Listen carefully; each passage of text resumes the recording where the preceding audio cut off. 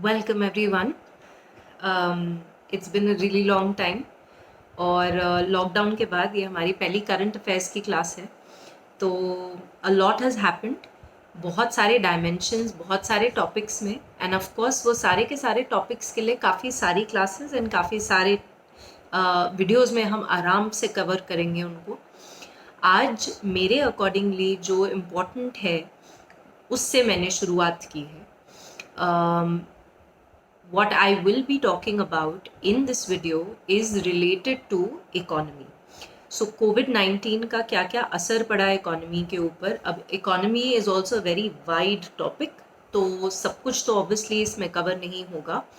What I'm going to cover today is लोग क्या कह रहे हैं, बड़ी बड़ी संस्थाएं, वर्ल्ड इंस्टीट्यूशंस क्या कह रहे हैं इंडियन इकोनॉमी के बारे में, what should be the first step or what should be kept in mind by the government of India while combating COVID-19, and lastly, what exactly is the government doing and what it should be doing, right? So ये तो मोटा मोटा मैंने बोल दिया।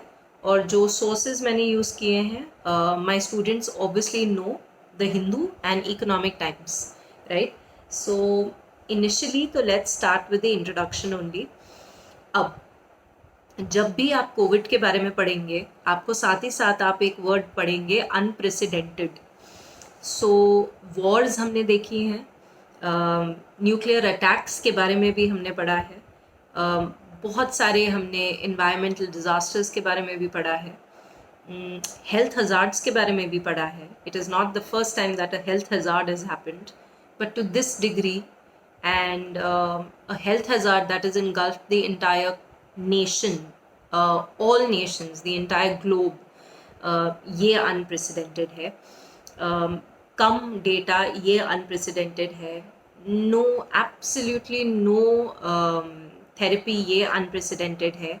And जिस rate से it is spreading like wild fire, this is the unprecedented thing. मतलब ये कभी भी पहले नहीं हुआ है। अब ऑब्वियसली एक हेल्थ हज़ार्ड के कितने सारे कॉन्सिक्वेंसेस होंगे। सबसे पहला आपका सोशल कॉन्सिक्वेंस, जो नेगेटिव कॉन्सिक्वेंस ये आ गया, is that you and I, we have to talk through these online platforms. Yes, we cannot go out and see, listen, I'm not saying that I should go out, right? जब भी एक country को कोई भी risk देखती है country, एक तो होता है कि ये कंट्री ने पहले ये रिस्क देखा है या फिर किसी और कंट्री के साथ ये ऐसा हुआ है, तो उस कंट्री ने ऐसे स्टेप्स लिए थे तो चलो हम लोग भी ऐसे स्टेप्स ले लेते हैं। Sadly we do not really have the privilege of that right now, क्योंकि ये वाली चीज़ कभी पहले हुई नहीं है। इसीलिए सारी की सारी कंट्रीज़ अपने हिसाब से लोगों को सबसे पहले रख के जो भी स्टेप्स ले रही हैं, all we can do as citizens, as residents of our own country, is just abide by it. Yes, and this too shall pass. So social consequences हो गए, global consequences हो गए। global consequences का क्या मतलब है? हर एक इकोनॉमी की क्लास में मोनोपोली एंड मोनोपोलिस्टिक सिचुएशन की बात की है। ग्लोबल मार्केट में मोनोपोली तो नहीं, लेकिन मोनोपोलिस्टिक सिचुएशन ज़रूर थी। एक ऐसी जगह थी जहाँ पे बैक एंड ऑफिसेज बनते थे, मैन्युफैक्चरिंग काफ़ी ज़्यादा होती थी, सारी की सारी ऑलमोस्ट मल्टीनेशनल कॉरपोरेशंस की। और हम सबको पता है कि उस कंट्री को आज लोग बड़े शक की निगाहों से देखते हैं, एंड ट्रेड तो छोड़ो, they don't even want to talk about it. So कैसे एक पर्टिकुलर चीज़ जो होती है तुम्हारे in any part of the world, we are so related to each other. This is the essence of globalization, that of course it will have global impacts also, and 100% ये health hazard के economic consequences बहुत सारे हैं, and everybody is bearing the brunt of it. Best and the worst part is सारे के सारे इकट्ठे हैं इसमें। Yes. So now let's have a look at the 40th day of lockdown. So today is the 40th day of a lockdown. तो different संस्थाओं ने हमारे बारे में कुछ कुछ बोला है। Obviously this is subject to change. ये 3 मई 2020 की बात कर रही हूँ मैं। शायद वीडियो बनाते बनाते जब मैं अपलोड कर दूँगी उसके बाद एक और शायद न्यूज़ आ जाए और तुम बोलो नहीं नहीं अब तो IMF ऐसे बोल रहा है। So listen, this is subject to change, this is a disclaimer. As on today the International Monetary Fund has slashed Indian growth for financial year 2020 to 21 to 1.9%. ये कोई चौंकाने वाला फिगर नहीं है, ये तो हमें पता ही है कि it had to slash it down. साथ ही साथ IMF ने बोला है कि ये जो हम बैटल लड़ रहे हैं, यहाँ पे कोई developed country, developing country, least developed country, ये सारे के सारे जो डिफ्रेंसिएशंस हम लोगों ने बनाए हैं वो इस वायरस ने ख़त्म कर दिए हैं. Like this virus will attack a person in a developed country in the similar manner as it would attack a person in the least developed country, right? And दूसरी बात जो काफ़ी सारे न्यूज़ चैनल्स में लोग बोल रहे हैं कि there's going to be a recession and that recession will be absolutely the same as 2008 to 2009 का recession. See, there is a huge difference between the two. Firstly, 2008-2009 case study हमने की थी लीमन ब्रदर्स की. Of course, that was also wrong, okay, and it was magnanimous in this respect कि ये global recession तो हुआ था, पर हमें पता था exactly किसने गलत किया है. हमें पता था कि हम इतने steps लेंगे, इतना टाइम बीतेगा और चीज़ ठीक हो जाएगी. Problem तब होती है when you don't really see the light at the end of the tunnel, and I'm not saying there isn't any, but this particular so to say enemy does not have a specific location, कि सिर्फ इधर ही जाओगे, यही करोगे तो ख़त्म हो जाएगा. So of course 2008-2009 का recession was different, the causes were different, the effect was different, and here the effect is completely different. World Bank on the other hand is given a range, said हमारा India का growth will be anywhere between 1.5% to 2.8% from financial year 2020 to 21. Then the Center for Monitoring Indian Economy, इसने बात की है unemployment के बारे में. Now unemployment की बात जब भी हमने क्लास में की है तो कहीं ना कहीं हम लोग every discussion boils down to formal informal sector, correct? Here I'm not talking about formal informal sector. Again, the reason is the same, because regardless of whether you're from the formal sector or the informal sector, everybody is sitting at home. Yes, so kahin na kahin this pandemic has worsened the situation for us, of course. So अगर हम लोग unemployment data की बात करें तो in the third week of April 2020 कहते सबसे ज़्यादा अनएम्प्लॉयमेंट थी जो कि 26%, 26% के अराउंड थी. यही 28 अप्रैल, क्योंकि आपको मुझे दोनों को पता है कि रिलैक्सेशंस हो गई हैं, सो 28 अप्रैल तक यही वाला आपका जो अनएम्प्लॉयमेंट का रेट है, it is fallen down to 21%. मतलब it is doing a little better, but फिर भी 21% is a very very high percentage rate. और आप you are very capable of realising this कि ये अनएम्प्लॉयमेंट वाली प्रॉब्लम ज़्यादा रूरल एरियाज़ में होगी कि अर्बन एरियाज़ में होंगी. तो अगर हम रूरल एरिया की बात करें तो from March 2020 to April 2020 unemployment has increase by 10%. So 19% से हो गया 29.4%, right? However, in the urban area, from 24.5% to 25%. Yes, of course, it's a percentage. Percentage is with respect to the population. That's a different deal. But there is a huge impact in the rural economy, and this in itself can be a question that how and why has it affected the rural economy more than the urban economy, or in any way this question can be framed. So it's no longer a question of formal and informal sector. We've already spoken about that. अब ये next हमारा जो है, this is an article taken from the Economic Times, and 8 core sectors के बारे में बात कर रहे हैं हम इसमें, ठीक है. अब क्या है कि 8 core sectors, not very long ago in February 2020, Nirmala Sitharaman, our finance minister, had called it a green shoot. Green shoot माने ये चीज़ हमारे इकोनॉमी को ग्रो करने के लिए बहुत ज़्यादा इस्तेमाल कर सकते हैं हम, और ये हमें काफ़ी ज़्यादा हेल्प भी करेगी. अब बात ये हो गई कि जो 8, firstly core industries are 8. Index of industrial production का 40.3% इज़ योर 8 कोर इंडस्ट्रीज़. मतलब कि सिर्फ और सिर्फ 8 कोर इंडस्ट्रीज़ नहीं होती IIP में, बाकी भी होती हैं. राइट, और ये हमने क्लास में किया हुआ है, so I am not gonna repeat that again and again. 8 core industries कौन सी है? Crude oil, coal, cement, natural gas, steel, electricity, fertilisers, refinery products, जिसमें जो कोल है that is the only one to show positive growth. अब ये index of industrial production का base है 2011 टू 12। इनफैक्ट ये इकोनॉमिक टाइम्स के आर्टिकल में ये भी लिखा था कि ये जो 2011 टू 12 जब आपने बेस ईयर चेंज किया है, तब से लेके अब तक सबसे ज़्यादा डी ग्रोथ यही इसी वाली रिपोर्ट में आई है। कितना डी ग्रोथ हुआ है? 6.5% से कॉन्ट्रैक्ट हुआ है, ठीक है।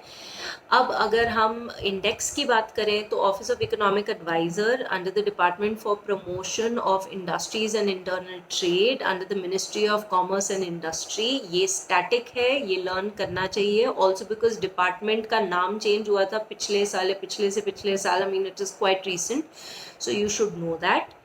Another thing that you should know about IIP is कि एक मंथ का लैग होता है जब इनका रिपोर्ट आती है। सो अगर मई में रिपोर्ट आई है तो वो अप्रैल की रिपोर्ट नहीं आएगी, वो कौन से महीने की आएगी? मार्च के महीने की आएगी। तो इसका मतलब ये कह रहे हैं कि 8 कोर सेक्टर्स, कोर का मतलब क्या होता है? जैसे तुम्हारे योर स्पाइनल कॉर्ड और the muscles that help you propel forward, मतलब मेरी इकोनॉमी को ग्रो करने के लिए ये मेरे 8 कोर सेक्टर्स बहुत ही ज़्यादा ज़रूरी है। अब मार्च के महीने की अगर बात करें तो पहले 3 हफ्ते तो सब कुछ सही चल रहा था, everybody, the economy was functioning. It was only in the last week of March that everything got shut down, correct. तो बेसिकली ये कह रहे हैं कि एक महीना जिसमें जो आखिर वाला हफ्ता था उसके बंद होने से ही ये 8 कोर सेक्टर्स की डी ग्रोथ हुई है 6.5% से, -6.5% ग्रोथ, लाइक ग्रोथ में से -6.5%, so contraction of 6.5% in a month where 3 weeks the economy was functioning. तो आपको और मुझे को दोनों को रियलाइज हो रहा है कि अप्रैल का क्या होगा, बिकॉज अप्रैल तो पूरा का पूरा लॉकडाउन था। Of course there were relaxations by the end of it, but it wasn't full fledged. So अगर मार्च में ऐसा हुआ है तो अप्रैल में also we can expect the growth.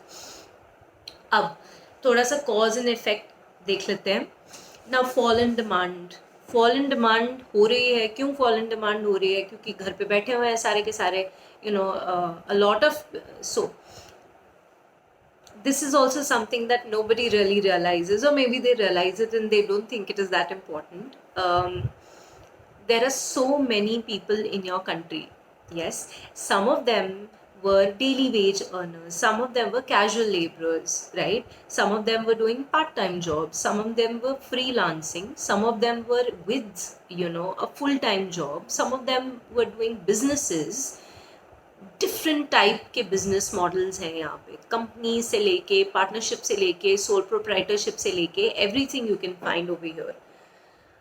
अब you don't know how much has the person saved, you don't know how much is the person earning, and all of a sudden when you're told to sit at home, तो obviously तुम घर पे बैठ के online shopping तो कर भी नहीं, वैसे भी ऑनलाइन शॉपिंग तो अभी शुरू हुआ है, शॉपिंग तो कुछ कर ही नहीं रहे हो, चीज़ें तो तुम मांग ही नहीं रहे हो, जो बेसिक नेसेसिटीज़ है, जो एसेंशियल्स हैं, वो ही बिक रही हैं। डिमांड और भी कम हो रही है, डिमांड कम हो रही है तो प्रोडक्शन ही कम हो जाएगी, प्रोडक्शन कम हो जाएगी तो कैश फ्लो तो बहुत ही कम हो जाएगा, कैश फ्लो कम हो जाएगा तो जो लोग मेरे लिए काम करें मैं तो और उनको बोलूँगी कि भाई तू तो जा, क्योंकि मेरे पास तो कैश है ही नहीं, मैं क्या करूँ, मैं तेरे को कहाँ से पैसा दूंगी। वो बेचारा जैसे ही निकला अपनी नौकरी से फिर से वो डिमांड कम करेगा। Do you remember deflationary spiral? We will talk about it, but this is what I am talking about. So there was deflationary spiral and then there was inflationary spiral. Now the second is your electricity. Electricity की अगर बात करें तो कहते हैं 9% decrease हुआ है commercial demand. अब इलेक्ट्रिसिटी का जो डोमेस्टिक का डिमांड है, मतलब घरों पे बैठे लोग सारे के सारे पखे, एसी, कूलर सब तो ऑन कर रहे हैं, मतलब डोमेस्टिक डिमांड तो बढ़ रही है, लेकिन जो कमर्शियल डिमांड है वो तो बिल्कुल ही कम हो गई। और आप भी मॉल्स गए हो, मॉल्स जाते हो तो कितना ज़्यादा इलेक्ट्रिसिटी कंज्यूम होती है, पब्लिक शॉप्स में कितनी ज़्यादा इलेक्ट्रिसिटी कंज्यूम होती है। तो वो सारी की सारी इलेक्ट्रिसिटी अगर all of a sudden consume नहीं हो रही है तो electricity sector will obviously see a negative growth. वो तो बेचारा पता नहीं कौन सी सदी से it is seeing a negative growth. And Uday scheme की बात की है, उदय स्कीम में हमने डिस्कॉम्स एंड जेनकॉम्स की बात करी थी। अगर demand is less then the generating company will get less money, generating company will get less money, distributing company will get less money। अच्छा, ये companies will get less money तो इन कंपनीज ने कोई बैंक एनबीएफसी से loan लिया होगा, वो बेचारे फिर वो लोन वापस नहीं दे पाएंगे, लोन वापस नहीं दे पाएंगे तो एनपीए की प्रॉब्लम हो जाएगी। See it can go on and on for ever. So this is also very big bone of contention, बहुत ही ज़्यादा इसके ऊपर ध्यान से देखना पड़ेगा। अच्छा, फिर construction has also slowed down, obviously भाई construction will slow down. See I am not talking about right now that the construction is slowing down, again I am telling you कि ये जो रिपोर्ट है वो मार्च की बात कर रही है, और मार्च के बाद फिर अप्रैल की बात करेगी जून में उसका रिपोर्ट आएगा, ठीक है। सो अगर कंस्ट्रक्शन इज स्लो डाउन तो again direct impact on all the 8 core sectors, right. Volatile global markets, ना वॉलेटिलिटी इन अ मार्केट का क्या मतलब होता है? वॉलेटिलिटी का मतलब होता है price fluctuation. So price fluctuations तो हम देख रहे हैं, जैसी ग्लोबल मार्केट में फ्लक्चुएशंस होंगी तो साथ ही साथ crude oil, natural gas, refinery products के ऊपर हमें भी प्रॉब्लम होगी। ऑयल प्राइसेस में जो ऊपर नीचे दाम हो रहे हैं, बट अगेन जो नेगेटिव ऑयल प्राइस वाला आपका आर्टिकल आया था, we will discuss that, but that is commodity future and you done future and forward with me, anyway will do that later. फिर unavailability of labourers, because everybody is sitting at home, so obviously जितनी availability of labour पहले होती थी उतनी availability of labour अभी नहीं है। अगर उतना लेबर ही नहीं है तो उतना प्रोडक्शन ही नहीं हो पाएगा। So steel, cement, electricity, all of it will be directly related and negatively affected. So बड़ा सिंपल चीज़ है, it is very easy to start a lockdown, but it is very difficult to restart an economy. See, I am not undermining the efforts of the government. I'm not saying कि lockdown was not necessary.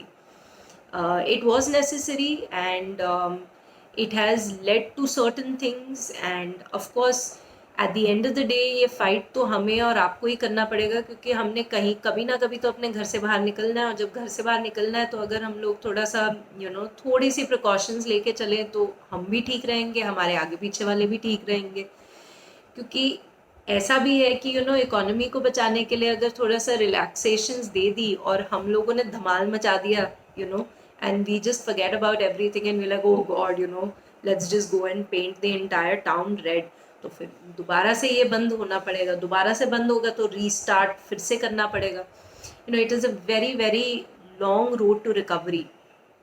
Keeping the first step is very important and the government has kept the first step, पर चलना भी बहुत ज़रूरी है, और वो चलना ना हमारे कारण ही चल पाएंगे वो लोग, और हमारे कारण ही वो रुक जाएंगे। So it is the prerogative of people, it is a duty of the people of India to ensure that they keep this in check. Yes, so 3 चीज़ें बहुत ज़रूरी हैं। सबसे पहले प्लानिंग तो बहुत ही ज़्यादा ज़रूरी। Niti Aayog, the think tank has to sit and has to literally realise कि ये कैसे करना है, what are the things that they need to use so that एक तो काम भी हो और दूसरा कोई ये वायरस की वजह से no other life is taken. दूसरी चीज़ जो हम ऑलरेडी देख रहे हैं, cooperative federalism. So we know that health is a matter of state list. However, our country is quasi-federal in nature, और जब बहुत ही बड़ा संकट आता है तो हम सारे के सारे एकजुट हो जाते हैं। So हमने काफ़ी सारे न्यूज़ में देखा है कि कैसे पीएम सारे सीएम से बात कर रहे हैं। So that's a great thing and that should be totally used. North east से सीखना भी चाहिए, how the north east has combated it, and we should learn from one another and we should keep cooperating with one another, and more than that explicit details should be given to all people कि भाई क्या करना है क्या नहीं करना है, बार बार ताकि मन में बैठ जाए बात। लास्टली, जब हम जीडीपी की बात करते हैं एक्सपेंडिचर मेथड, सो वी से सी प्लस आई प्लस जी प्लस एक्स माइनस एम। हमें पता है कि जब हमारी इकोनॉमी अच्छा नहीं करती है तो सबसे ज़्यादा एक्सपेंडिचर किसको करना पड़ता है? गवर्नमेंट को करना पड़ता है। Now for the government to do its expenditure, government also needs money.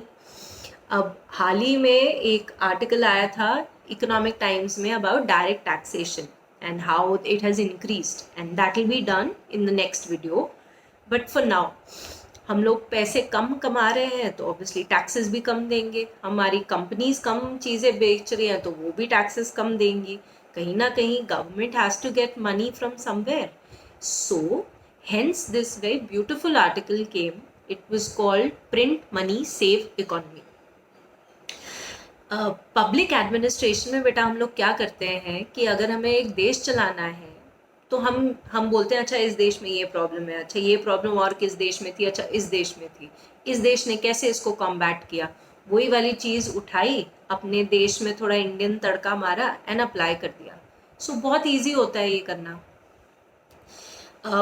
ये अनप्रेसिडेंटेड है क्योंकि ये वाली प्रॉब्लम पहले कभी किसी के पास नहीं हुई। तो इसमें हमने जापान देखा, बैंक ऑफ इंग्लैंड देखा, यूरोपियन सेंट्रल बैंक देखा, यूएसए देखा। Everybody is printing money to save their economy.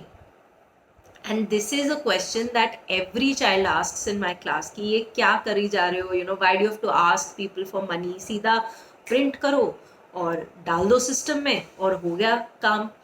And then I keep telling you FRBM, Fiscal Responsibility and Budget Management Act ने completely मना किया है, बोला है extraordinary circumstance में ही हो सकता है। बेटा यही है extraordinary circumstance, it can't get more extraordinary than this. So now, it was a beautiful article and I have copied that article from ET and we'll read it one by one and very lucidly it has been explained. So सबसे पहली बात तो what is printing money, simple रखते हैं। जो loan documents हम बोलते हैं जिनको सिक्योरिटीज़ भी बोलते हैं, गवर्नमेंट सिक्योरिटीज़ या कॉर्पोरेट सिक्योरिटीज़। तो अगर मैं गवर्नमेंट हूँ एंड मैंने आपको एक गवर्नमेंट सिक्योरिटी दी है, राइट, एंड जिसकी वजह से आपने मेरे को कुछ अमाउंट दिया है और मुझे कुछ उसमें बढ़ा के, रेट ऑफ इंटरेस्ट बढ़ा के आपको वापस देना है कुछ टेन्योर के बाद। तो लेट्स से वो 8 साल का था, तो मैंने बोला नहीं भाई 8 साल नहीं, तो 6 साल में ही तू ले ले ये वाला पैसा। तो क्या हो जाएगा, आपको 6 साल जो गए, रेट ऑफ इंटरेस्ट मिल गया, प्रिंसिपल अमाउंट मिल गया, लिक्विडिटी अभी की अभी मिल गई, मैं खुश हो गई। बिकॉज एज द गवर्नमेंट मैंने क्या कर दिया, I have infused a little bit of liquidity in the system. So that is how it is done. Major economies की हमने बात कर ली है, that let me just read it out. Like the US Federal Reserve used it extensively to counter the 2008 crisis. Same template is used in COVID crisis. European Central Bank has removed the limit on the bonds it can buy from any single Eurozone country. Bank of England ready to temporarily lend money to the government if needed. Bank of Japan will buy unlimited amount of government bonds. So everybody is doing it. अगर हम हिंदुस्तान की बात करें तो if you remember, जब हमने fiscal policy का topic किया था तो उसमें मैंने एक आपको बजट डेफिसिट के बारे में भी बात की थी और मैंने बोला था 1990s के अराउंड जाके इस चीज़ को हमने ख़त्म कर दिया था, क्योंकि हमने कहा था printing of cash for deficit financing is absolutely wrong, ये नहीं हो सकता। और बाद में आई आपके FRBM एक्ट ने भी सेम बोला, it has band the government unless it's an extra ordinary event. Now what can the government do?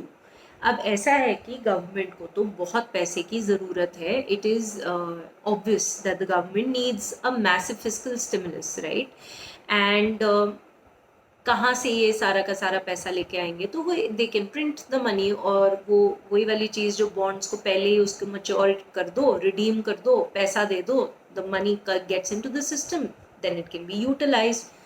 ना सबसे बड़ी चीज़ इस चीज़ में प्रॉब्लम क्या है, everybody says the same thing, you know what if there is inflation, inflation हो जाएगा, high current account deficit. Why current account deficit? क्योंकि जो supply of Indian national rupee है वो बढ़ जाएगी, supply of Indian national rupee बढ़ जाएगी तो फिर उसी के साथ साथ उसकी क्वालिटी या उसकी अहमियत कम हो जाएगी। Yes, currency depreciation, reckless spending could fuel the NPAs. See, definitely these are all things to be considered, but like I said, even when the government would have had to say कि हाँ lockdown करना है, तो government को भी तो पता है ना कि एक बहुत ही बुरी चीज़ और एक थोड़ी सी कम बुरी चीज़ के बीच में it has to choose. So every time we have to do the same thing. अभी मैंने आपको बताया डिफ्लेशनरी स्पायरल तो हो ही रहा है. So if a little bit is infused, then why not? I'm not talking about helicopter money, and that is exactly what we'll talk in the next topic. Helicopter money की बात नहीं कर रही, मैं ये नहीं कह रही कि खैरात ही बांट दो.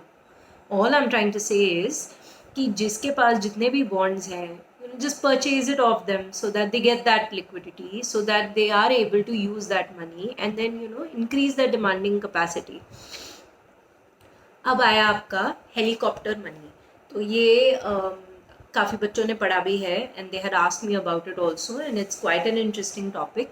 सो लिटरली हेलीकॉप्टर आए और बारिश हो जाए पैसे की.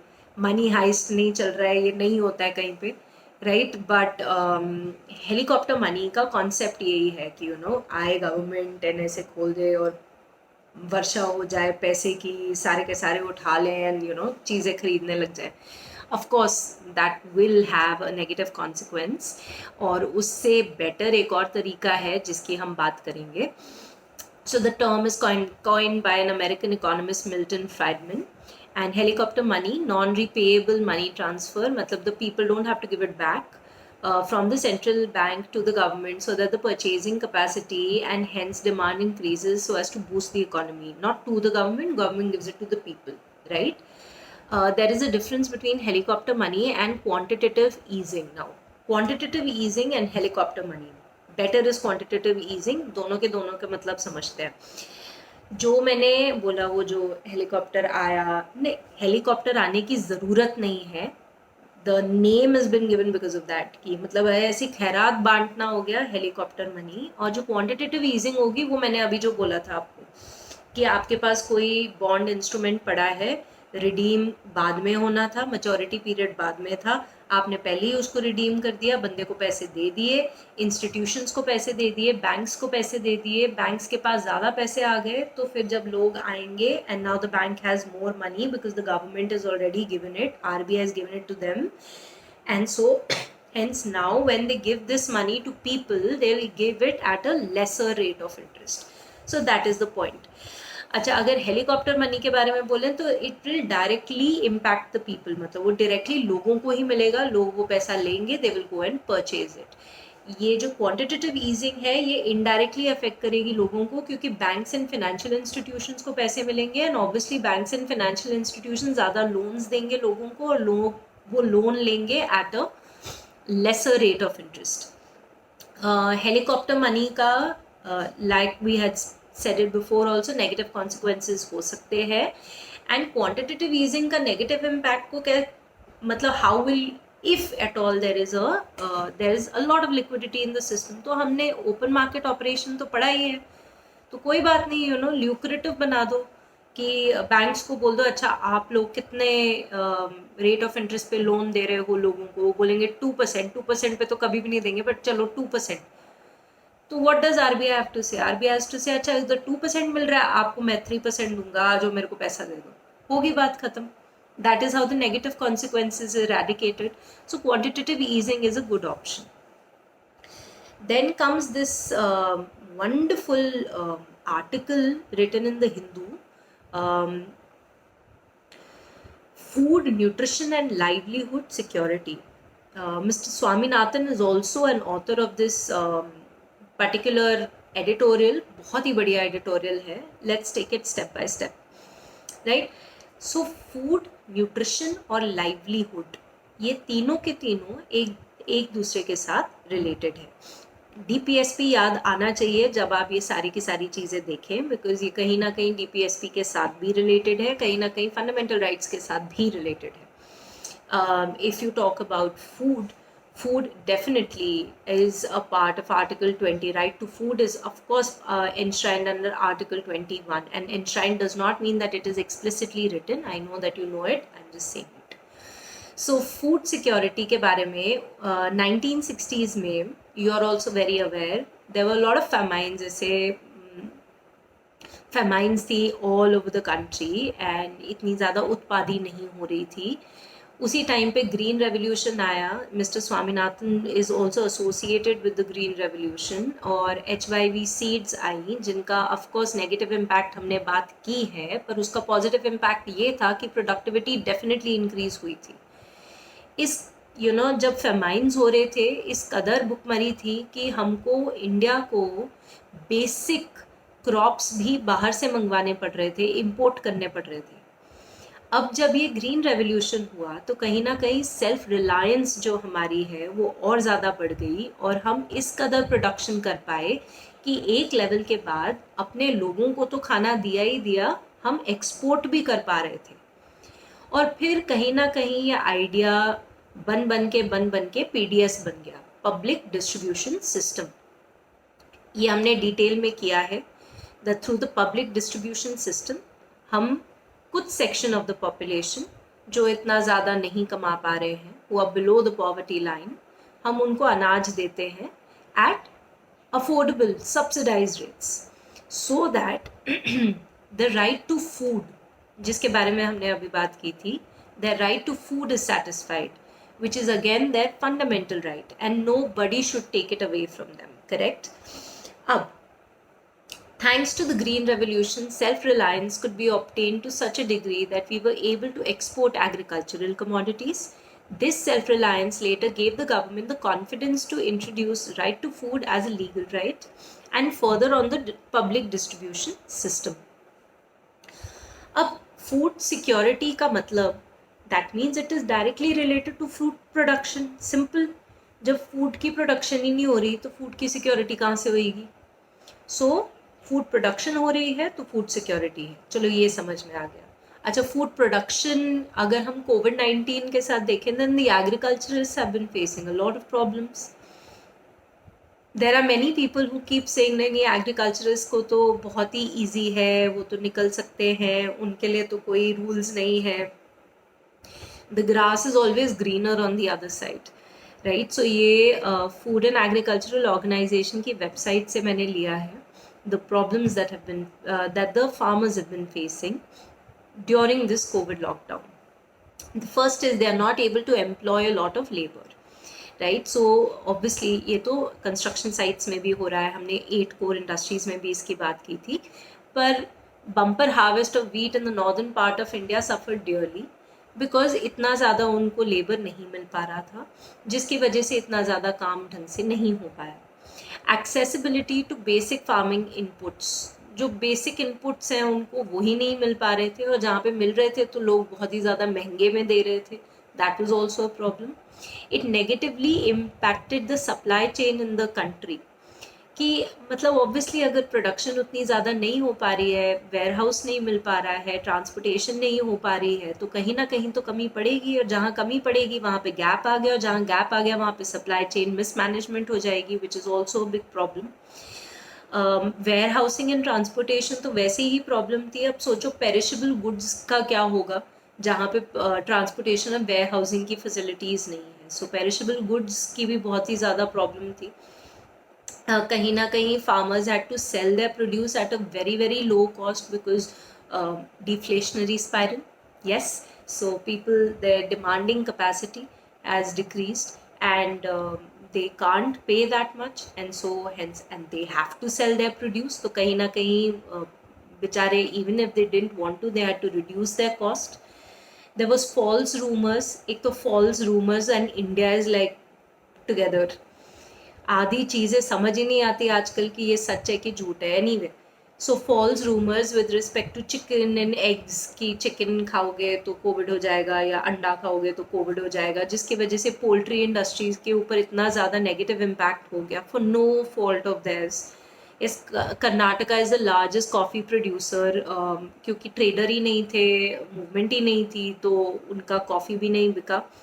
सम टुक एडवांटेज, अभी आ नहीं रहा है तो जितना हमारा स्टॉक है चलो इसको ही बहुत ही ज़्यादा इन्फ्लेटेड प्राइजेस पे देंगे। So there were problems everywhere. ना under the Pradhanmantri Garib Kalyan Yojana, additional food products are being given. केंद्र सरकार ने बोला है कि हम और भी ज़्यादा फूड ग्रेन्स आपको देंगे और लाइवलीहुड ऑप्शंस देंगे, जॉब के ऑप्शंस देंगे, जो कि बहुत ही बढ़िया स्टेप है, क्योंकि ये अफेक्ट कर रहा था. See agriculture is also, you and I both know it's a state matter, but क्योंकि ये पूरे के पूरे नेशन को अफेक्ट कर रहा था, तो Indian council of agricultural research ने जिम्मेदारी उठाई कैसे हम ये थोड़ा सा बेटर कर सकते हैं एग्रीकल्चरिस्ट के लिए काम. So they were working under the ministry of agriculture and farmers welfare, और वो बता रहे थे, एडवाइस दे रहे थे फार्मर्स को कि क्रॉप सेफ्टी मेजर्स क्या होंगे हार्वेस्ट के और पोस्ट हार्वेस्ट के, कैसे आप अपने क्रॉप को संभाल सकते हो. उन्होंने राबी सीजन क्रॉप्स के ऊपर ज़्यादा ध्यान दिया, obviously because harvesting time and all that. अच्छा, सो if you talk about food security, now food is खाना खाना, पौष्टिक खाना खाना भी बहुत ही ज़्यादा ज़रूरी है. अभी if somebody just keeps having junk all the time, तो कितना ज़्यादा उसके बॉडी के ऊपर नेगेटिव इम्पैक्ट्स हो सकते हैं. So food security is one thing, but nutritional security is another, and nutritional security is also equally, if not more important than food security. पर न्यूट्रिशनल सिक्योरिटी तो उसी को मिलेगी जिसकी पॉकेट में पैसा है, क्योंकि जिसकी पॉकेट में पैसा है he can afford such luxuries कि अच्छा ये हेल्दी है, ये हेल्दी नहीं है. जिसकी पॉकेट में इतना पैसा नहीं है उसको तो सिर्फ खाना दिखता है. यस, सो कहीं ना कहीं again nutritional security is also related to job security. Yes, so due to shutting down of the mid day meal, so initially क्या मिड डे मील स्कीम तो अभी भी बंद है, और मिड डे मील स्कीम के बेनिफिशरीज कौन है? विमेन है, चिल्ड्रन है. तो वो दोनों के ऊपर कितनी ज़्यादा प्रॉब्लम आ गई. आंगनवाड़ी आशावादी पहले नहीं काम कर रहे थे, और जब शुरू हुआ था ये लॉकडाउन तो सुप्रीम कोर्ट, हमारे चीफ जस्टिस ऑफ इंडिया ने भी बोला था कि कहीं एक प्रॉब्लम को ख़त्म करते करते कोई और प्रॉब्लम में मत पड़ जाना. और वो दूसरी प्रॉब्लम कौन सी है? अंडर न्यूट्रिशन, मैल नरिशमेंट, राइट. सो अब जाके किन्हीं किन्हीं जगहों पे आंगनवाड़ी आशावादी ऑक्सिलरी नर्स मिडवाइफ्स, ये सारे के सारे लोग काम कर रहे हैं. जिम्मेदारी उन्होंने उठाई है. सोशल मीडिया के द्वारा हम ये देख सकते हैं that they take strict social distancing norms and they are taking the ration home, they are delivering it. In fact, some Anganwadi ladies, such resilient forces, they have been commended by the World Bank also. World Bank ने बहुत बढ़िया एक article लिखा है इनके बारे में और क्या ये काम कर रहे हैं हिंदुस्तान में. तो एक आंगनवाड़ी महिला ने बोला कि अगर डॉक्टर्स एंड नर्सेज कर सकते हैं तो हम भी अपना काम करेंगे. We will also put our best step forward so as to eradicate the miseries जिस हद तक हो सके, which is great, right. अगर हमने न्यूट्रिशनल कैपेसिटी और बढ़ानी है तो एक तरीका ये हो सकता है कि PDS सिस्टम में बास्केट ऑफ फूड को थोड़ा वाइडन कर दो. Just you can see the nutritional capacities of all the food grains and then you can give it to people. And finally both of them, food as well as nutrition, जैसे हमने पहले भी बात की थी, pocket में पैसा तो ही खाना, ज़्यादा पैसा तो पौष्टिक खाना, राइट. सो पॉकेट में पैसा होना चाहिए, and for that a livelihood security is very very essential. अब ये लाइवलीहुड सिक्योरिटी के बारे में ये जो पर्टिकुलर आर्टिकल था वो सिर्फ एग्रीकल्चरिस्ट के ऊपर था. I have just put one point that अगर जनरली हमने लाइवलीहुड की बात करनी है, Ministry of HRD should make it a point to train or at least to point the youth to the right direction कि need of the hour क्या है अब job market में. ये बहुत ज़रूरी है क्योंकि बहुत सारे लोग, we have a lot of young population, and that young population, that human capital can be used for human development provided you point them to the right direction. तो एक तो अवेयरनेस प्रोग्राम्स होने चाहिए. दूसरी चीज़ ये है कि वैल्यू एडिशन इंडस्ट्री में आप काम कर सकते हैं. जैसे कि इस आर्टिकल में बहुत ही बढ़िया इन्होंने एग्जांपल दिया था म्यांमार का राइस बायोपार्क के बारे में, where or the brand, the straw and biomass is being used to make different things, different products. and क्योंकि different products बन रहे हैं तो और ज़्यादा जॉब की रिक्वायरमेंट है, तो जॉब क्रिएशन होएगी तो अनएम्प्लॉयमेंट थोड़ा कम होगा. अनएम्प्लॉयमेंट कम होगा, we will get a job security. Job security के साथ साथ फूड सिक्योरिटी, लाइवलीहुड सिक्योरिटी तो मिल ही गई. Then they have spoken about successful programs like the Amul Cooperative Society, जिसने कितने सारे लोगों को एम्प्लॉयमेंट दिया है, कितनी ज़्यादा प्रोडक्शन हुई है उसकी वजह से. And finally they have said that the scope of MNREGA must be widened, you know, so as to ensure कि जितने लोग इसमें काम कर रहे हैं वो सारे के सारे कहीं ना कहीं इस प्रोग्राम से बेनिफिट कर सकें. Well, that is all for today, and we'll meet again soon. और तब we will take it forward. For now, आप लोग घर जाके ये पूरे की पूरी चीज़ घर जाके, you are at home, right? Just see it again, and if you have any questions with respect to any point, you can ask me at any time. That goes without saying.